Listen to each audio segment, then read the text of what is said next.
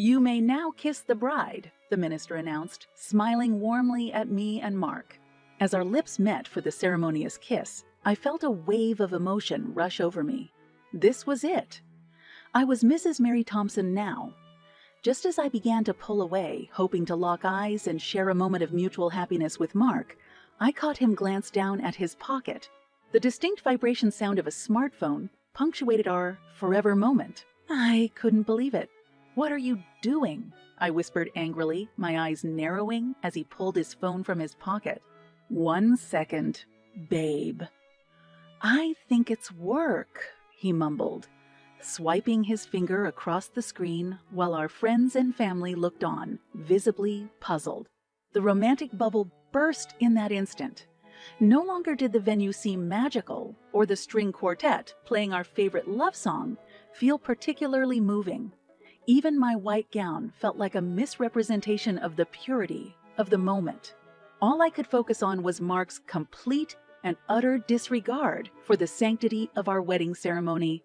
"Mark, this is our wedding. Can't it wait?" My voice had lost its soft, adoring undertone, replaced by a rasp of disbelief and rising indignation. "I'm sorry, Mary. I just had to check it.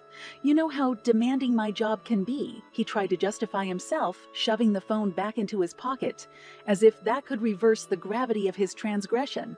"Is it too much to ask for your full attention for just a few minutes?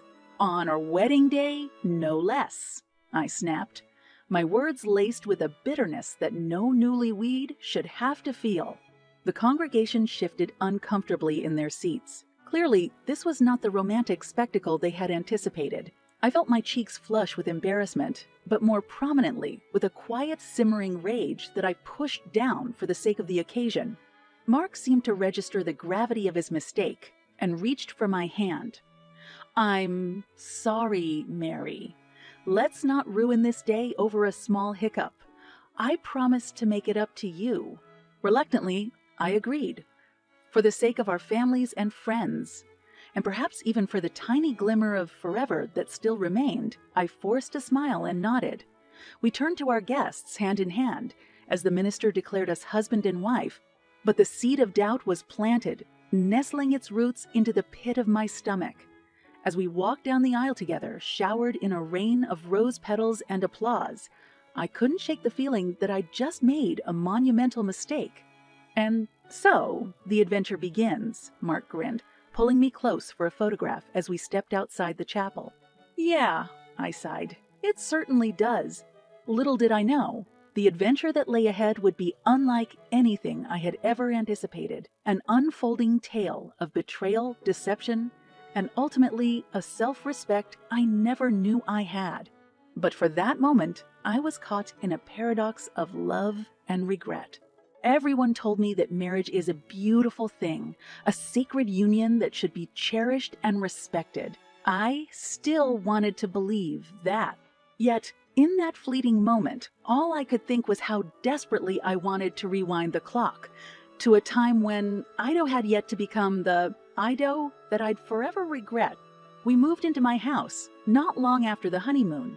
The whole our home notion was more theoretical than practical because the truth is, I had been living there for years and paying the mortgage with my salary. Mark had been renting a small one-bedroom apartment when we met. His place was cramped and untidy, mirroring his chaotic, sometimes unpredictable life.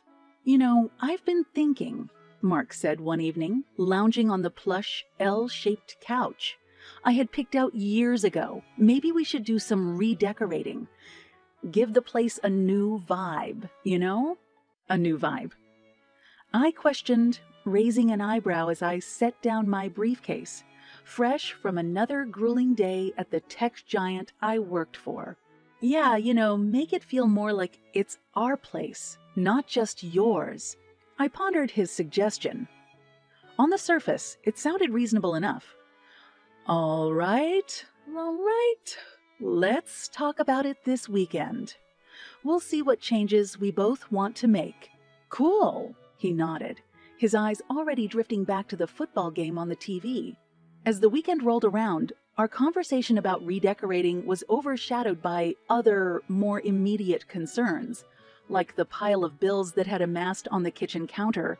It was always a similar pile, and it usually ended up in the same way.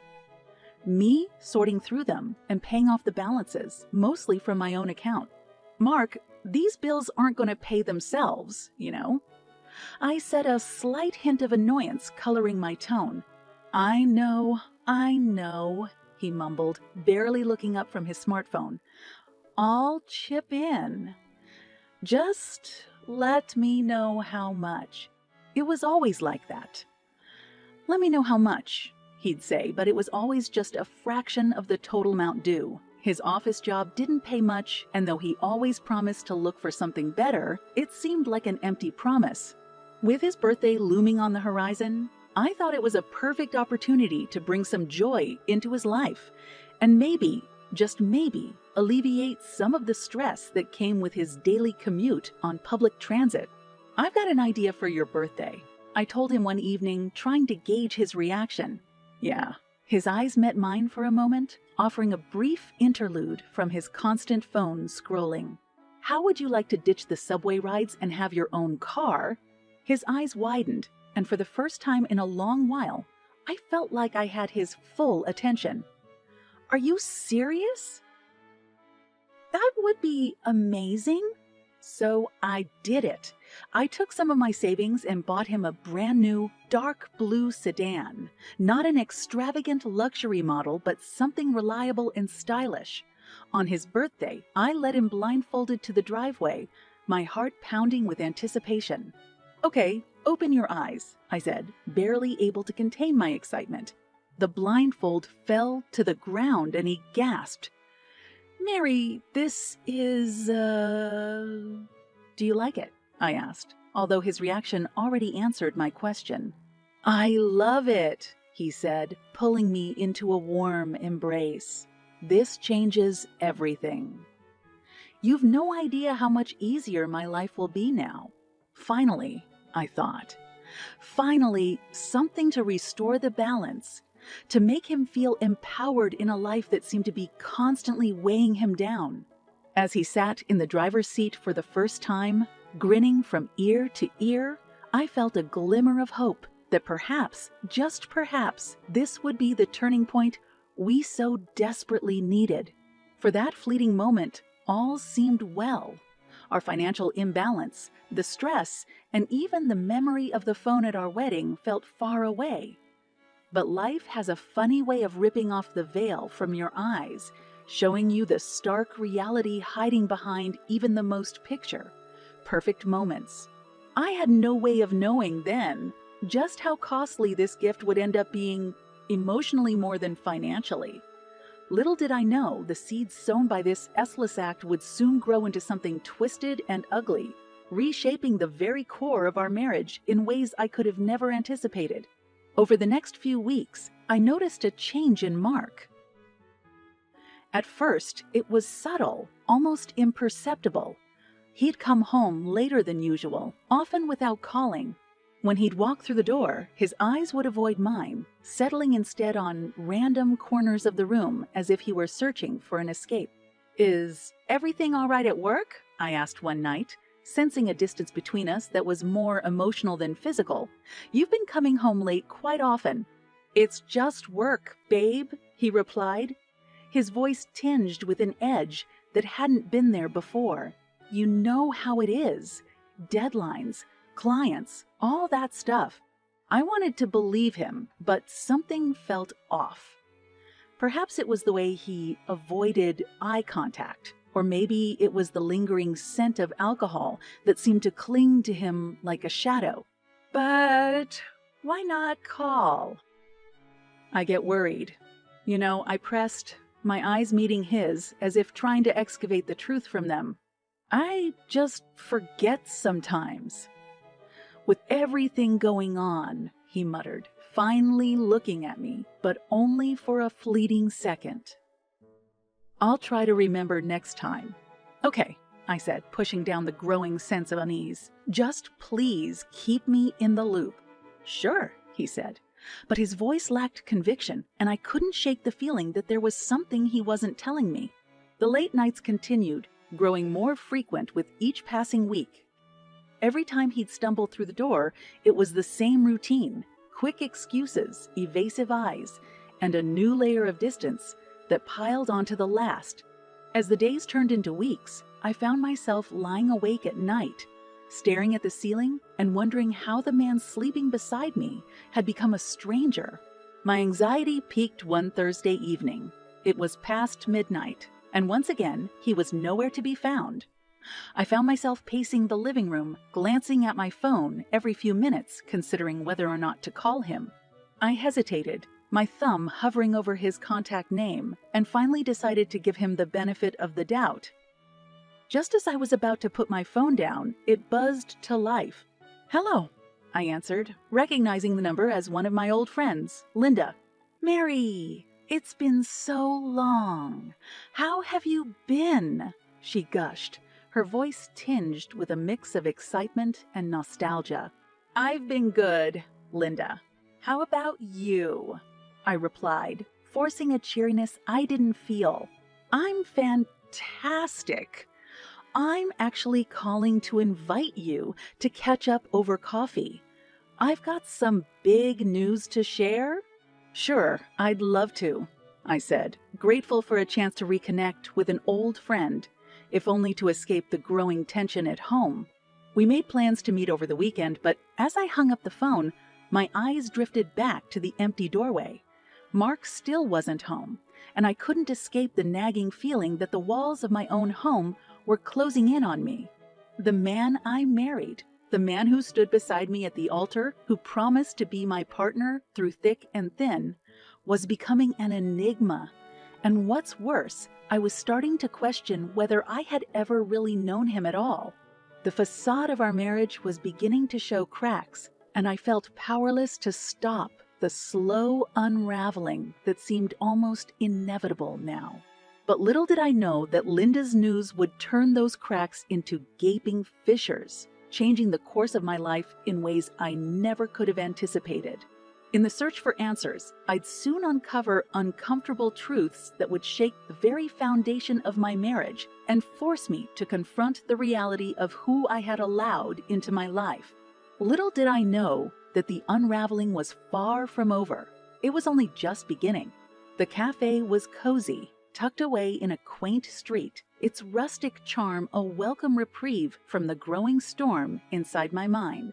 Linda looked much the same, her smile still infectious, and her eyes twinkling with a kind of enthusiasm that can either lift your spirits or, in my case, make you wonder where your own excitement for life had gone. "I'm so glad we could meet up, Mary," she exclaimed, clutching a hot cup of chai latte in her hands. "Me too, Linda. So, what's this big news you've got?" I inquired, my eyes meeting hers across the small cafe table. "Well," she paused, her eyes darting away as if to catch her thoughts. "I'm getting married." "Wow, that's fantastic news. Congratulations."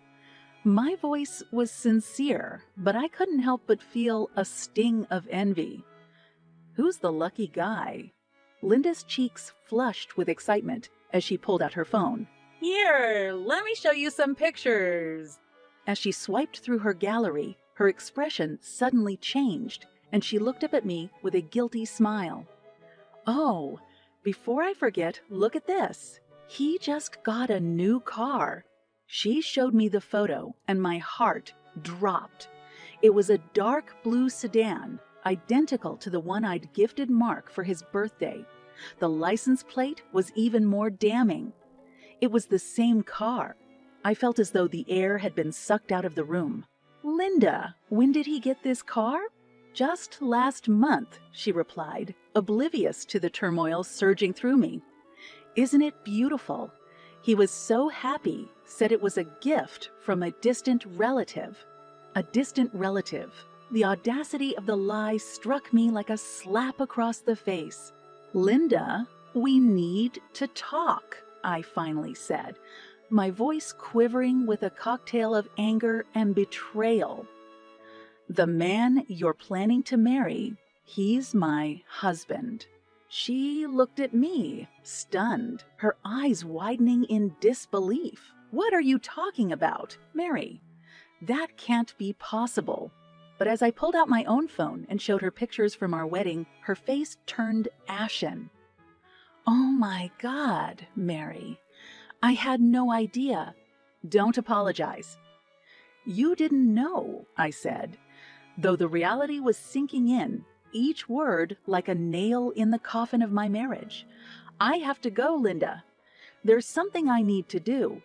Driving home, my mind was a whirlwind of emotion. Anger, betrayal, shock. They all blended into a bitter brew that poisoned any remnants of trust I had for Mark. I thought about the late nights, the evasiveness, the scent of alcohol. How blind had I been? When I arrived home, I found Mark sitting on the couch, a beer in his hand, eyes glued to the TV as if he hadn't a care in the world. "Where have you been?" he mumbled, barely glancing my way. "Where have I been?" I retorted, my voice rising with each word. "The better question is, where have you been, Mark? Where have you been when you come home late, drunk, and distant?" He looked at me, finally sensing the gravity of the situation. "What are you talking about?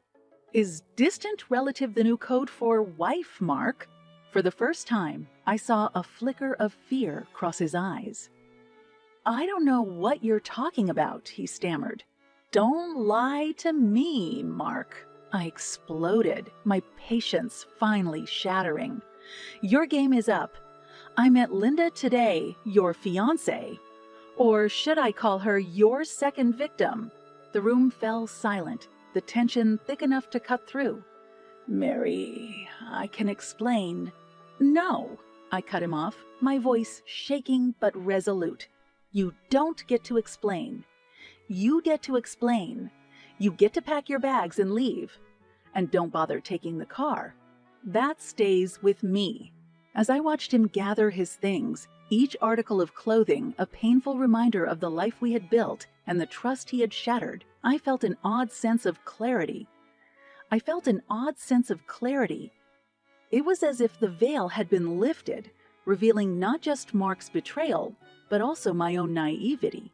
Yes, the facade had cracked wide open, but what lay beneath was a woman ready to reclaim her life. And as I prepared to usher Mark out of it, one thing was abundantly clear. Revenge wasn't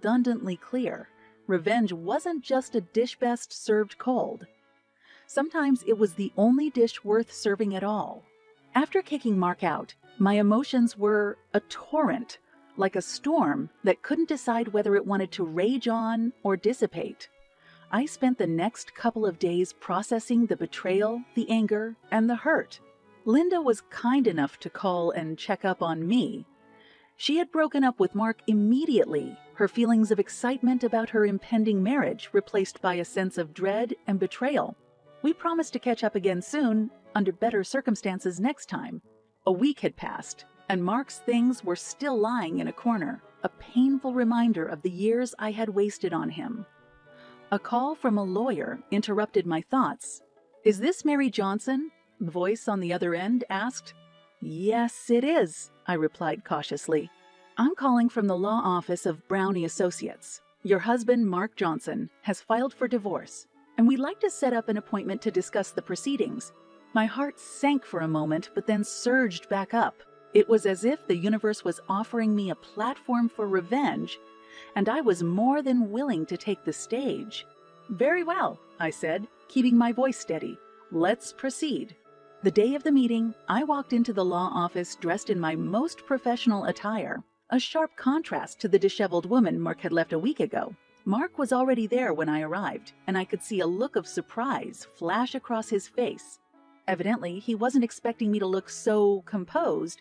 "Mary, you look good," he stammered. "Better than I've ever been," I snapped back, "especially now that my life has one less parasite sucking the joy out of it." Mark flinched at my words, and we took our seats opposite each other, separated by a long table that may as well have been a chasm. The lawyer began, "Let's talk assets." As I understand, Mrs. Johnson, you're the primary breadwinner. How do you wish to divide the assets? Given that I've been financially supporting our lifestyle almost entirely, I'd say I'm entitled to keep the house and the car, I said. My eyes locked onto Mark's. The car was a gift, Mark protested. I should be allowed to keep it. The car was a birthday gift from me to you, I retorted. But when you chose to violate the trust upon which that gift was given, you forfeited any rights to it. The lawyer cleared his throat, obviously uncomfortable with the tension. Legally speaking, gifts given during the marriage are generally considered marital property and subject to division. However, intent can be a factor. Intent? Mark queried. Correct, the lawyer continued. If the gift was conditional on certain behaviors or expectations that were not met, it could be argued that the gift should be returned to the giver. I smiled, savoring the moment. And what could be a more fundamental condition than loyalty and honesty in a marriage? Conditions you've clearly failed to meet, Mark. Mark's face flushed red, and I knew I had him cornered. Fine. Keep the car, he finally conceded. But I want half of the savings. Actually, I chimed in, my voice dripping with satisfaction, since you were so fond of lying, let me unveil something for you. My savings include a prenuptial account I had long before you entered my life. And according to our prenup, that stays with me. The lawyer flipped through some papers and nodded. Yes, the prenuptial agreement does indeed specify that any savings or assets accrued before the marriage will remain individual property. Mark looked defeated, his eyes finally dropping to the table as if the weight of his deceit had finally caught up with him. So, I said, standing up, looks like you're walking away with just about as much as you brought into this marriage. Practically nothing.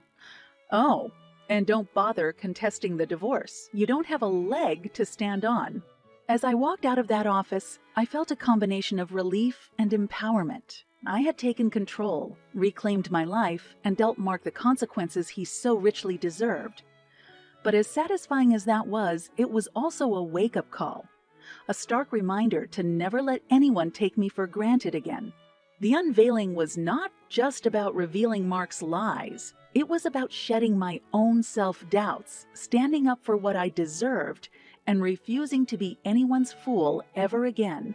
With Mark out of my life, I felt like I could finally breathe, as if I'd been underwater for years and had just broken the surface.